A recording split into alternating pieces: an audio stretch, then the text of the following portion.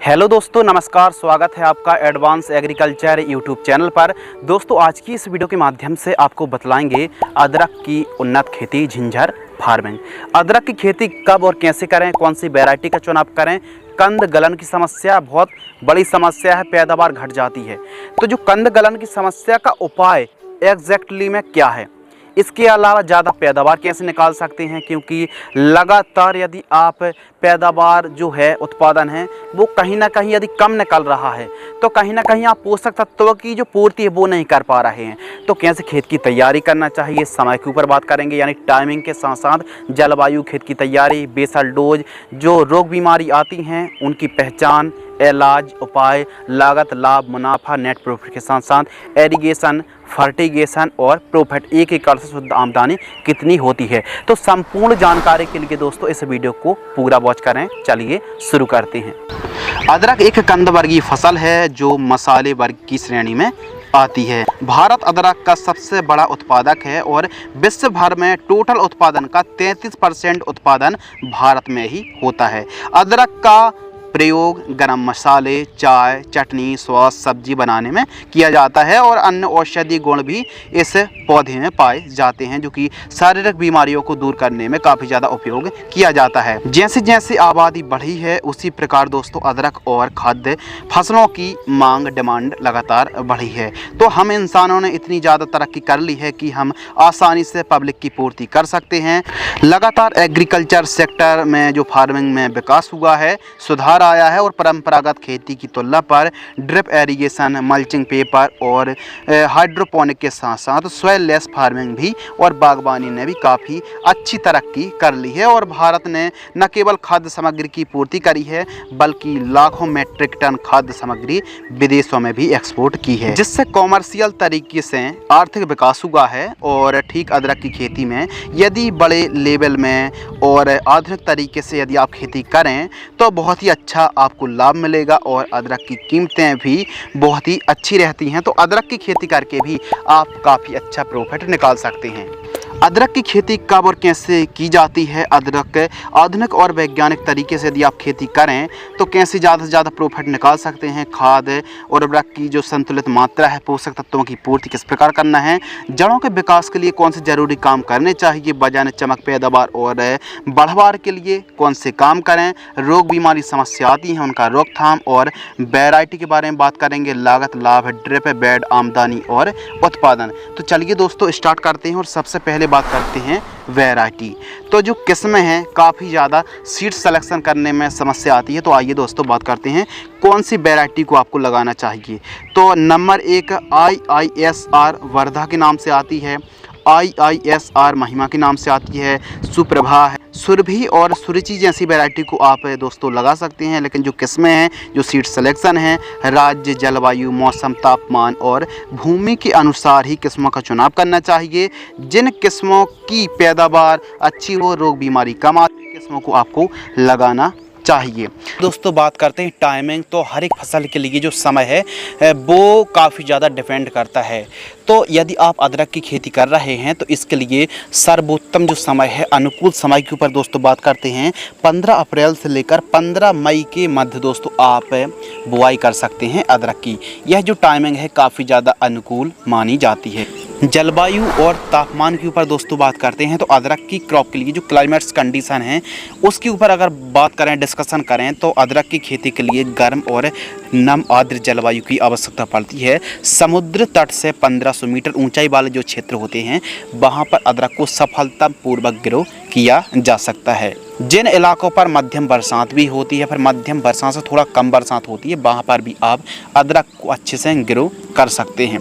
लेकिन जब परिपक्व स्टेज में अदरक होता है उस समय यदि दोस्तों बरसात होती है तो फिर प्रभावित काफ़ी ज़्यादा क्वालिटी हो जाती है, उत्पादन काफ़ी ज़्यादा प्रभावित होता है, जिससे बाज़ार भाव अच्छे नहीं मिल पाते हैं। तो इसलिए परिपक्व स्टेज में जब खुदाई के समय यदि बरसात ना हो तो अच्छी बात रहती है। मध्यम छायादार जगहों पर भी दोस्तों आप अदरक की खेती कर सकते हैं, कोई समस्या नहीं आती है। इसलिए आप जैसे केला है, संतरा है, नींबू, जामुन, ड्रैगन फ्रूट, पपीता जैसी बागबानी के साथ आप इंटरक्रॉपिंग कर सकते हैं अदरक की। तो अदरक की खेती आप कर सकते हैं। कुछ इस प्रकार की जलवायु रहती है, सभी जलवायु पर आप ग्रो कर सकते हैं, कोई दिक्कत की बात नहीं रहती है।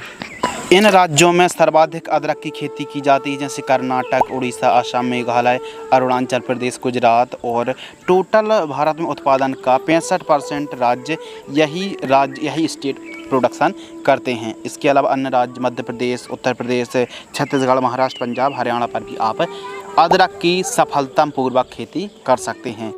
टेम्परेचर की अगर बात करें तो जो औसत तापमान है 24 से लेकर 30 डिग्री सेल्सियस के मध्य जो टेम्परेचर होता है काफ़ी अच्छा माना जाता है, 24 से 30 डिग्री सेल्सियस। और 70 से 80% ह्यूमिडिटी रहती है, तो काफ़ी बढ़िया पौधा बढ़वार लेता है। भूमि और खेत की तैयारी के ऊपर बात करते हैं दोस्तों, तो सभी भूमि पर आप खेती अदरक की कर सकते हैं, लेकिन अच्छा उत्पादन के लिए रेतीली दोमट है, बलुई दोमट या फिर दोमट भूमि, चिकनी दोमट भूमि भी काफ़ी ज़्यादा उपयुक्त रहती है, अच्छी रहती है। उत्तम जल निकास का प्रबंध होना चाहिए और मृदा की जो पीएच वैल्यू है 5.5 से 6.5 के आसपास रहनी चाहिए।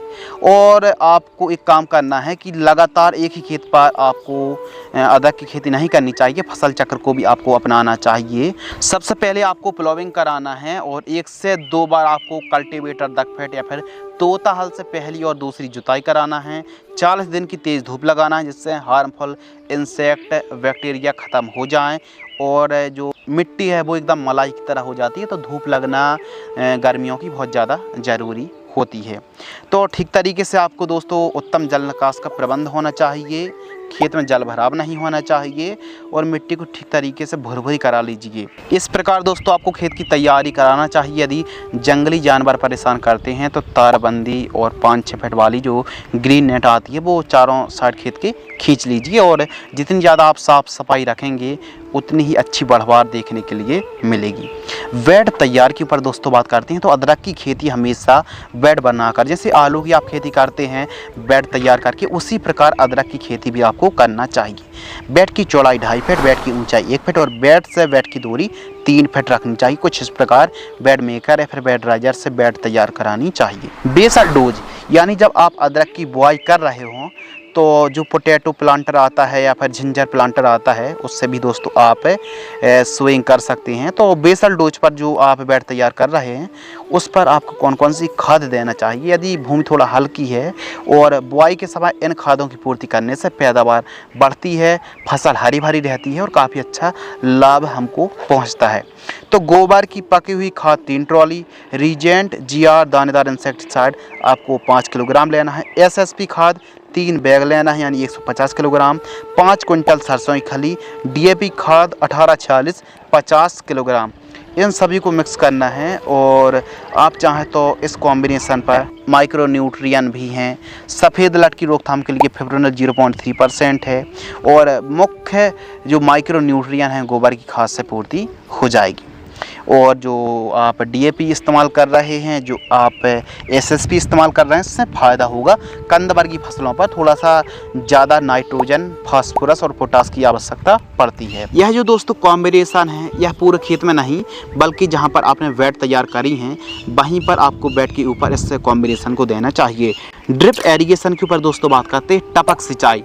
तो यदि आप ड्रिप लगाते हैं तो पैदावार और बढ़वार काफ़ी अच्छी लेती है। 16 mm in line 1.5 feet button वाली आप ड्रिप को लगा सकते हैं, जिसका खर्च यदि अच्छी कंपनी वाली आप लेते हैं ड्रिप तो 40,000 रुपये के आसपास, जो गारंटेड 7-8 साल वाली होती है 40-50,000 रुपये के आसपास का खर्च आएगा। अब दोस्तों आप मल्चिंग पेपर भी लगा सकते हैं, 25 से 30 माइक्रोन का मल्चिंग पेपर आप चाहें तो लगा सकते हैं। बाकी बिना मल्चिंग पेपर भी अदरक की खेती हो जाती है। एक बेड पर दोस्तों आपको सिंगल लाइन पर ड्रिप बिछाना चाहिए। कुछ किसान भाई डबल लाइन पर भी ड्रिप बिछाते हैं, जो कि अच्छा रहता है। प्रति एकड़ कंद के ऊपर दोस्तों बात करते हैं, यानी जो सीड से आपको लगेगा, तो अदरक के बीजों को और पौधों को नहीं बल्कि कंदों को यानी ट्यूबर को लगाया जाता है एवं भूमि भुरभुरी हो। कंदों का वजन 25 से 35 ग्राम के मध्य टुकड़ा होना चाहिए और 1 एकड़ में 7 से 8 क्विंटल अदरक लगेगा। अदरक की गांठें आपको लगानी चाहिए और एक टुकड़े में कम से कम 2 गांठ होनी बहुत ज़्यादा ज़रूरी है प्रति कंद। कंद उपचार के ऊपर बात करते हैं यानी सीड्स ट्रीटमेंट। तो सबसे पहले जानते हैं कि कंदों को उपचार क्यों करें, क्या फ़ायदे हैं, कैसे उपचार करें और क्या मैंकोजेब से उपचार करने से फ़ायदा होगा या फिर नहीं। तो आइए दोस्तों फ़ायदे के ऊपर बात करते हैं। जो गांठ होती हैं सड़न की समस्या नहीं आती है, प्रोटेक्शन देखने के लिए मिलता है, जड़ों का विकास अच्छा होता है, रूट रॉट की समस्या नहीं आती है और फसल में ग्रीननेस बनी रहती है, ज़्यादा फुटाव आते हैं, जड़ संबंधित बीमारी रोग के प्रति सुरक्षा कवच बन जाता है और भी अन्य फ़ायदे हैं। तो मैंकोजेब प्लस कार्बेंडाजिम का लगातार इस्तेमाल करने से उसका जो पावर है, उसका जो रिजल्ट उतना अच्छा नहीं मिलता है। तो उसके लिए आप BASF कंपनी की झेलोरा फंगिसाइड आती है, 50 ml 10 लीटर पानी में घोल करके आपको बीज उपचार करना चाहिए। यानी इस तरीके से डुबोना है, 40 मिनट तक छाव में सुखाना है, फिर उसके बाद सोइंग कर देना चाहिए। सोइंग के ऊपर दोस्तों बात करते हैं तो जो पोटैटो प्लांटर आता है उसी से आप झिंझर की प्लांटेशन कर सकते हैं यानी बुआई कर सकते हैं। हाथों से भी बेड में आप डबल लाइन पर सोइंग कर सकते हैं। 5 से 6 सेंटीमीटर की गहराई पर आपको सोइंग करना चाहिए। कंद से कंद की दूरी 10 सेंटीमीटर और लान से लान की दूरी आपको 2.5 फीट के आसपास रखना चाहिए। और कंद उपचार करने के बाद यानी उपचार करने के बाद 40 मिनट तक छांव में सुखाएं, ज़्यादा देर तक आपको सुखाना नहीं है। इसी प्रकार सोइंग प्लांटर से आपको सोइंग कर देना चाहिए। और दोस्तों एक बेड पर आपको डबल लाइन पर आपको बुआई करना चाहिए। सिंचाई के ऊपर बात करते हैं तो बुआई के तुरंत बाद सिंचाई करें। खरीफ में अगर बरसात ना हो तो 15-15 दिनों के अंतराल पर सिंचाई करें। ड्रिप से 2-2 दिनों के अंतराल पर सिंचाई करें। फ्लड एरीगेशन से 14 से 15 दिनों के अंतराल पर सिंचाई करना चाहिए। खेत में जल भराव ना हो वरना कंद गलन की समस्या आ सकती है। हल्की भूमि में अधिक सिंचाई करनी पड़ती है, ध्यान रखिए। खरपतवार नियंत्रण के ऊपर दोस्तों बात करते हैं तो खरपतवार की रोकथाम के लिए ज़रूरी है साफ़ सफाई बनाए रखें। मज़दूरों की मदद से निराई गुड़ाई प्रॉपर करें और साफ़ सफाई बनाए रखें। तो आप चाहें तो टॉप ड्रेसिंग करना बहुत ज़्यादा ज़रूरी है। देख अदरक में बीच बीच में मिट्टी चढ़ाने से यानी टॉप ड्रेसिंग करने से फ़ायदा भी काफ़ी अच्छा होता है और फसल भी काफ़ी अच्छी बढ़वा लेती, कंदों का अच्छा विकास होता है। लेकिन मजदूर उपलब्ध नहीं है निराई गुड़ाई के लिए तो फिर आपको प्री इमरजेंट और पोस्ट इमरजेंट 2 प्रकार की खरपतवार नाशक होती है। एक तो वो जब आपने बुआई कर दी और आप चाह रहे हैं कि खरपतवार ही ना उगे तो आप प्री इमरजेंट हार्बिसाइड स्प्रे कर दीजिए। कैसे करना है तो ध्यान सुनिए। प्री इमरजेंट हार्बिसाइड का मतलब होता है कि दोस्तों आपने जिस दिन आपने बुआई की है उसी दिन आप 2-4 घंटे के अंदर प्री इमरजेंट हार्बिसाइड का स्प्रे कर दीजिए। एट्राजिन 50% WP आती है, 40 ग्राम 15 लीटर पानी घोल करके आप स्प्रे कर दीजिए बुआई के तुरंत बाद। सकड़ी पत्ती के लिए दोस्तों आप अदामा इंडिया कंपनी की एजेल 30 ml 15 लीटर की दर से स्प्रे करें जब 2 से 3 पत्ती के खरपतवार दिख रहे हों। लेकिन चौड़ी पत्ती के खरपतवार हैं तो फिर मेट्रीब्यूजन 70% WP 10 ग्राम 15 लीटर पानी में घोल करके स्प्रे करना चाहिए। ध्यान रखने पोस्ट इमरजेंट हार्बिसाइड जो होती हैं स्प्रे करने से पहले सिंचाई कर लीजिए और फसल को हल्का सा झटका आता है तो इसलिए प्रॉपर सिंचाई पर ध्यान रखिए, खाद दीजिए, सिंचाई करिए, फसल रिकवर हो जाएगी। लेकिन हम तो सजेस्ट कर रहे हैं कि मजदूर हैं तो टॉप ड्रेसिंग करें, निराई गुड़ाई करें, सबसे बेस्ट है। 2-3 निराई गुड़ाई करना बहुत ज़्यादा ज़रूरी है अदरक की फसल के लिए। स्प्रे से ऊपर दोस्तों बात करते हैं तो अदरक की फसल पर कई प्रकार की बीमारी आती हैं, उनका उपाय इलाज भी बहुत ज़्यादा ज़रूरी हैं।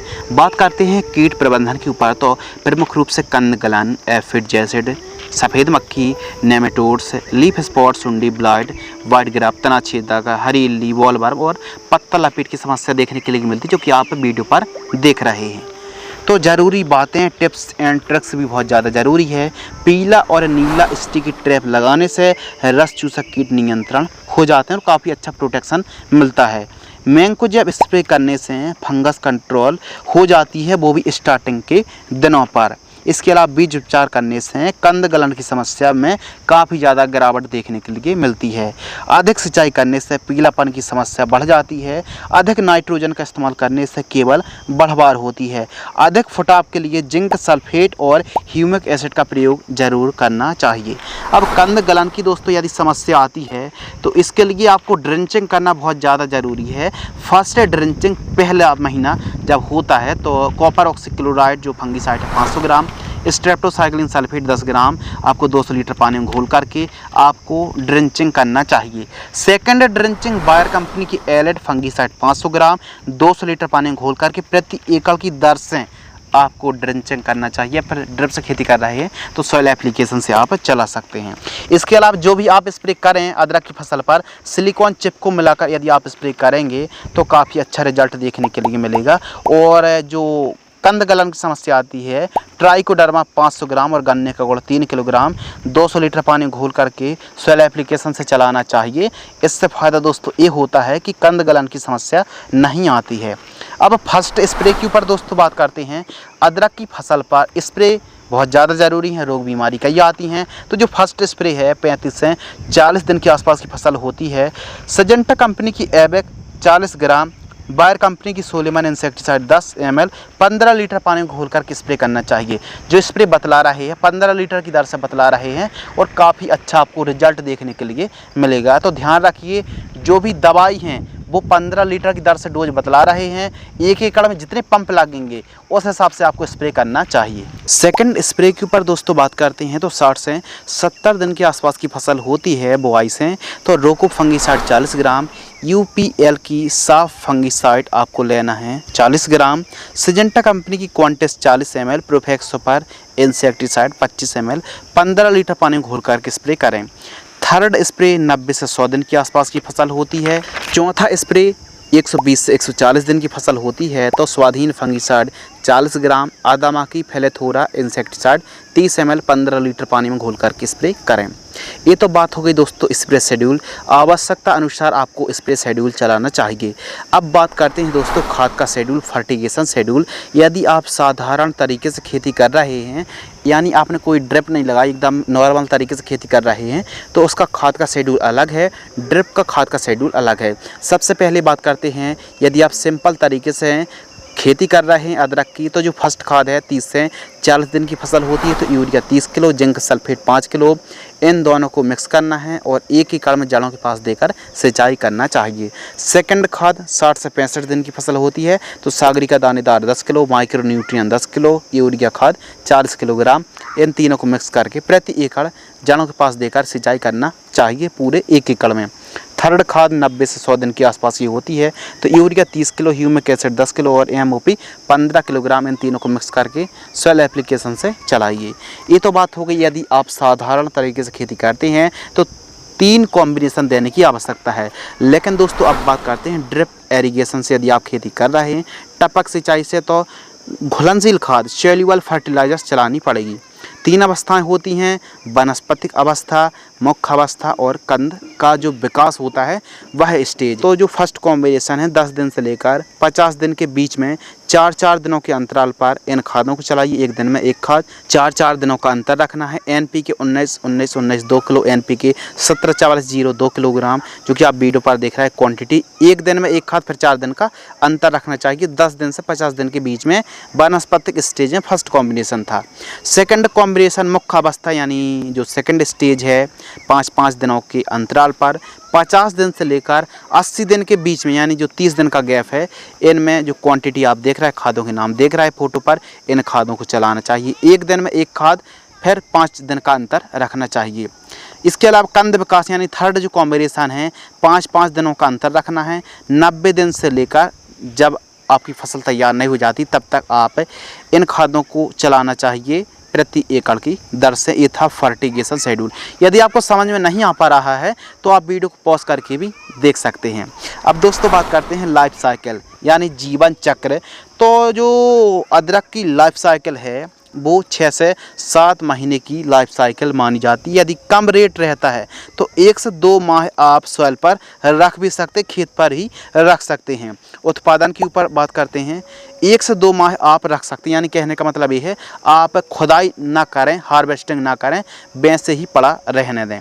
उत्पादन के ऊपर दोस्तों बात करते हैं तो 120 से 130 30 क्विंटल के आसपास पैदावार देखने के लिए मिलती है 1 एकड़ में कम से कम। इसके अलावा बाजार भाव यानी मार्केटिंग रेट के ऊपर दोस्तों बात करते हैं तो हमारे किसानों को 25 से 30 रुपये प्रति किलोग्राम का रेट देखने के लिए मिलता है। यदि 30 रुपये का रेट मिल जाता है तो 3000 रुपये कुंटल आप मान लीजिए। लागत पर बात करते हैं तो कम से कम 50 से 60 हज़ार रुपये के आसपास आपको 1 एकड़ में लागत लगने वाली है। मुनाफा के ऊपर दोस्तों बात करते हैं तो यदि हम 120 कुंटल पैदावार मान लेते हैं, 3000 रुपये का रेट मिल जाता है कुंटल का, तो 3,60,000 हमारा मुनाफा आ गया। लागत घटा देंगे 60,000 तो जो नेट प्रॉफिट है अदरक की फसल पर ये मान लीजिए 3 लाख रुपये आप कम से कम 3 लाख रुपए कमाई कर पाएंगे। अब बाज़ार भाव अच्छे रहते हैं क्योंकि पैदावार तो हमने आपको 100 कुंटल की ही बताई, 120 कुंटल की ही बताई, लेकिन पैदावार इससे भी ज़्यादा होती है। 150 कुंटल 160 कुंटल से ऊपर ही हो जाती है। अब यदि पैदावार अच्छी रहती है, बाज़ार भाव अच्छे देखने के लिए मिलते हैं तो जो हमने आपको 3 लाख रुपये बताए वो 4 लाख 5 लाख और 6 लाख रुपये तक आप अदरक की खेती से 1 एकड़ से कमाई कर सकते हैं। तो अदरक एक ऐसी फसल है जो कि कम समय पर कम लागत पर एक अच्छा प्रॉफिट देने वाली फसलों में से एक है। तो हमारे किसान भाई अदरक की खेती कर सकते हैं। दोस्तों आज की इस वीडियो के माध्यम से आपको बतलाया अदरक की उन्नत खेती, आप कैसे अदरक की खेती करके ज़्यादा प्रॉफिट, ज़्यादा कमाई कर सकते हैं, ज़्यादा लाभ निकाल सकते हैं। फिर भी आपके मन में कुछ सवाल हैं या सुझाव हैं तो आप कमेंट सेक्शन खाली पड़ा है, कमेंट्स कर सकते हैं। तो दोस्तों आज की इस वीडियो के माध्यम से डिटेल में संपूर्ण जानकारी झिंझर की शेयर की। यदि आपको यह वीडियो पसंद आती है, वीडियो को लाइक करें, चैनल को सब्सक्राइब करें। जय हिंद, वंदे मातरम।